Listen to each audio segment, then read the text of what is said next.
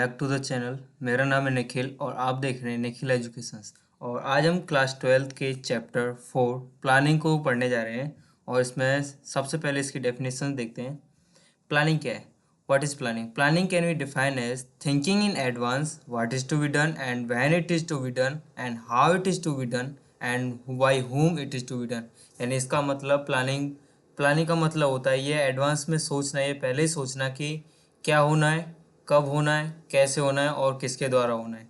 In simple word we can say planning bridge the gap between where we are standing today and where we want to reach. इसका मतलब है कि ये gap को बढ़ता है, यानी कहाँ पर हम हैं और कहाँ पर हम पहुँचना चाहते हैं।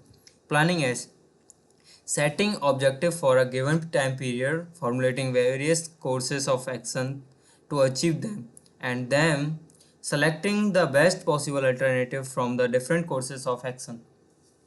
आगे चलते हैं। स्टेप्स इन प्लानिंग प्रोसेस, यानी जो प्लानिंग की जो प्रोसेस होती है उसके स्टेप क्या होते हैं? उसके स्टेप होते हैं 7।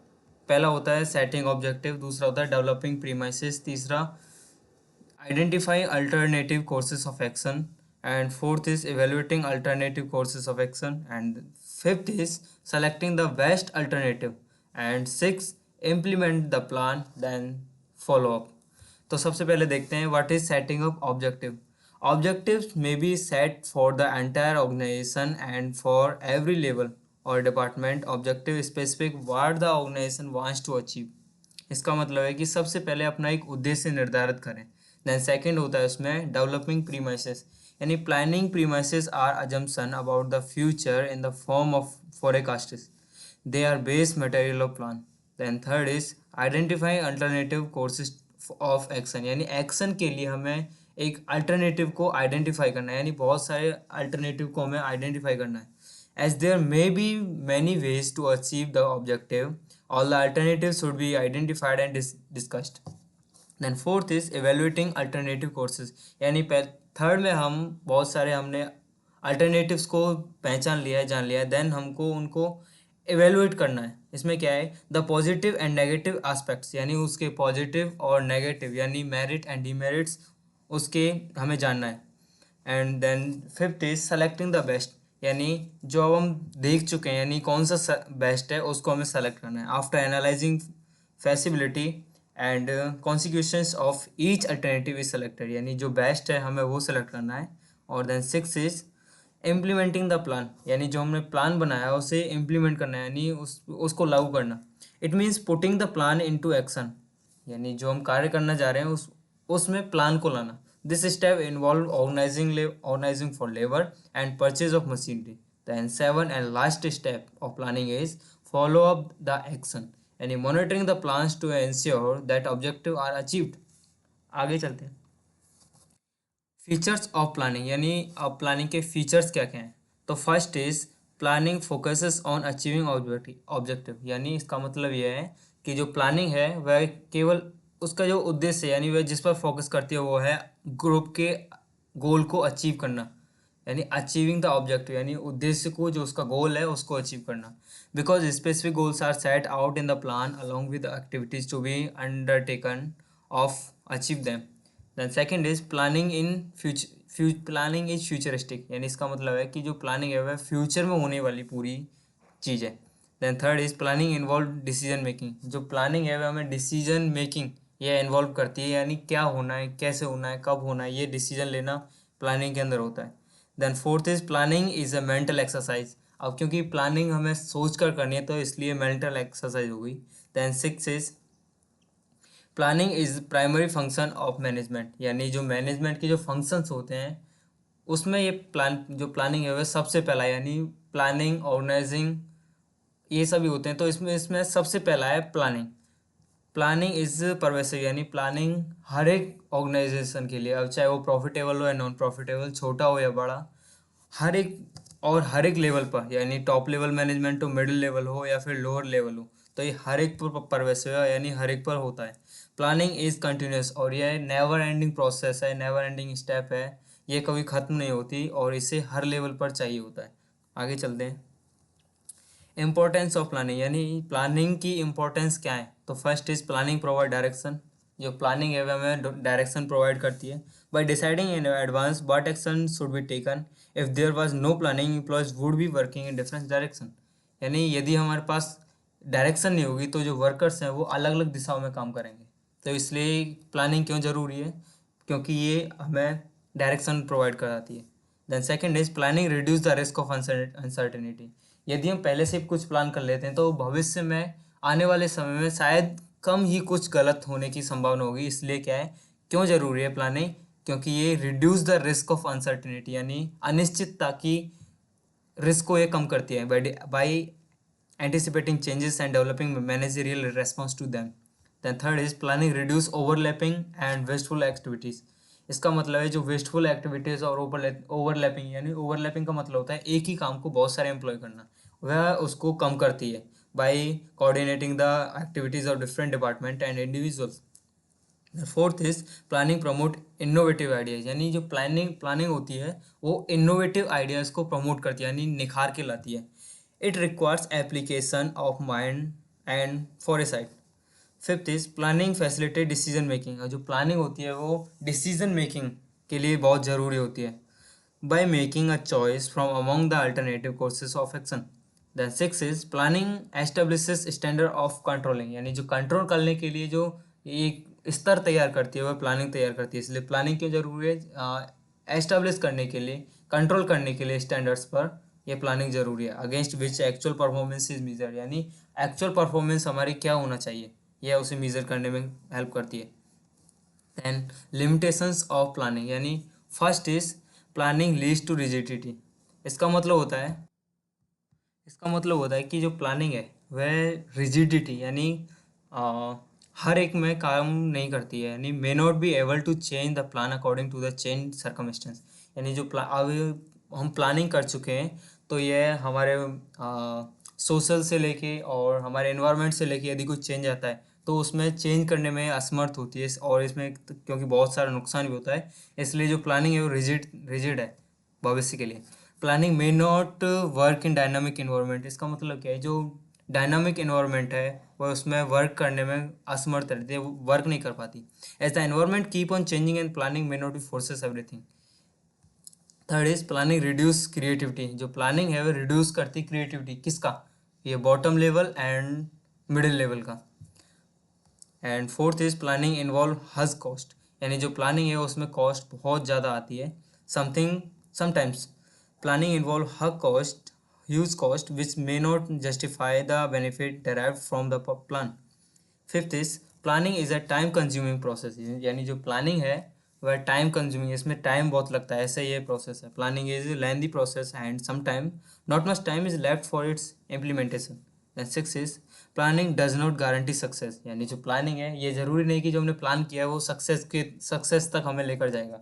इसकी ये लिमिटेशंस हो गई। Planning is leads to rigidity and planning may not work in dynamic environment. Planning reduce creativity. Planning involve has cost, and planning is a time consuming process, and planning does not guarantee for success. आगे चलते हैं। अब हमारे पास आता है कि जो plan है वो कितने प्रकार का होता है। There are two types of plan, single use plan and then standing plan. What is single use plan? A single use plan is developed for one time. यानी ऐसा प्लान जो केवल एक समय के लिए बनाया जाता है। इवेंट और प्रोजेक्ट, यानी एक ही इवेंट हो या फिर एक कोई प्रोजेक्ट हो, एक समय के लिए जो बनाया जाता है, यानी ये फ्यूचर में कभी रिपीट नहीं होगा ऐसा। इसका इसमें क्या क्या आता है, बजट हो गया हमारा, हमारे प्रोग्राम हो गए एंड हमारे जो प्रोजेक्ट्स हैं वो हो जाते हैं।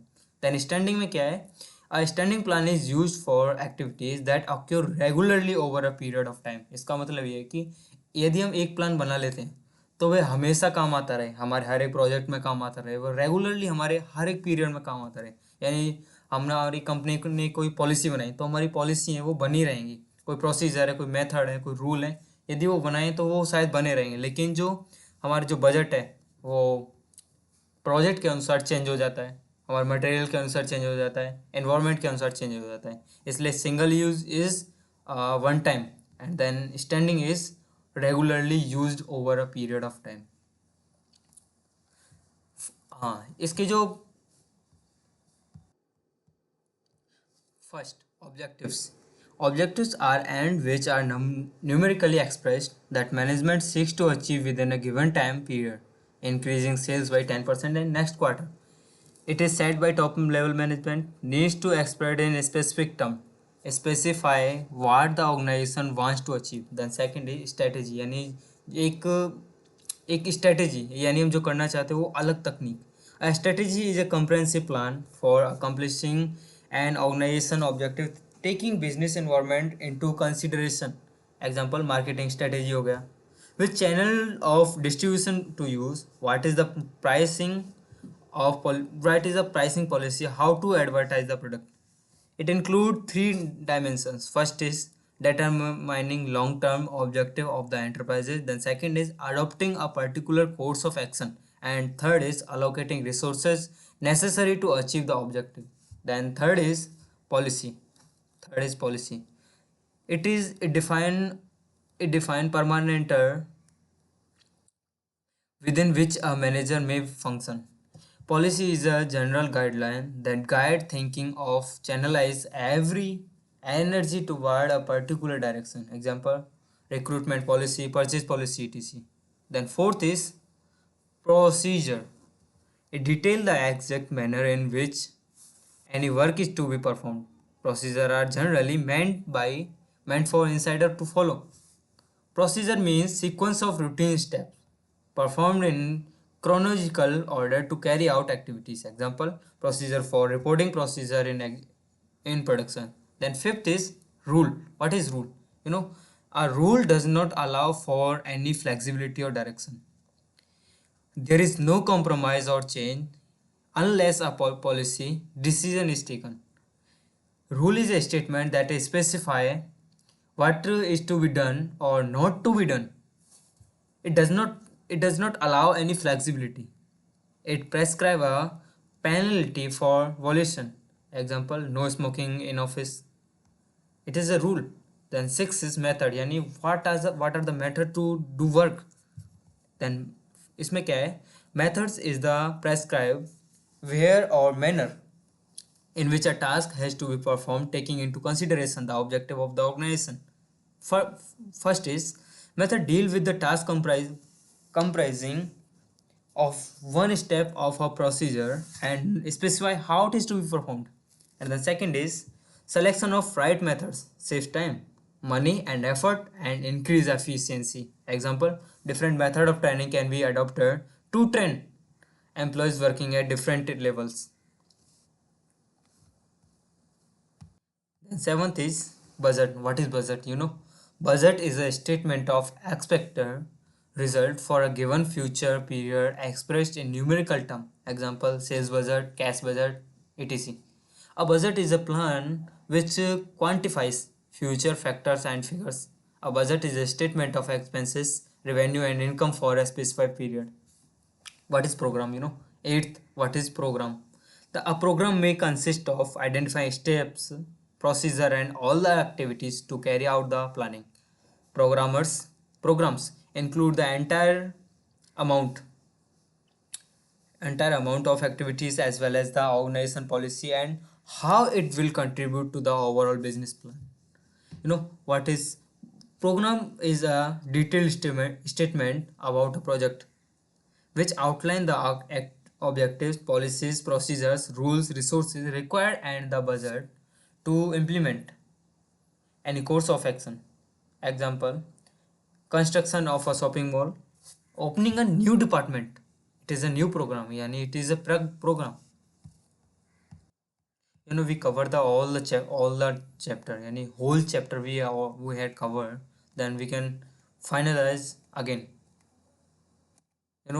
Chapter 4 planning. What is planning? Planning can be defined as thinking in advance. Okay, setting objective, developing premises, identify alternative courses of action and evaluating alternative courses of action, selecting the best alternative, implement the plan, then follow up the action. And what is the features? Planning focus on achieving objective. Planning is a futuristic. Planning involves decision making. Planning is a mental exercise. Planning is a primary function of management. Planning is a pervasive, and then planning is continuous process. Then again, what is the importance of planning? Planning provide direction. Planning reduce the risk of uncertainty. Planning reduce the overlapping and wasteful activities. planning promote innovative ideas, and planning facilitate decision making. Then 6 is planning establishes standard for controlling. And what are the limitations of planning? Well, first is planning leads to rigidity. Then second is planning may not work in the dynamic environment. And third is planning reduce the creativity of bottom level and then middle level. Planning involve huge cost. Planning is a time consuming process. Planning is does not guarantee for success.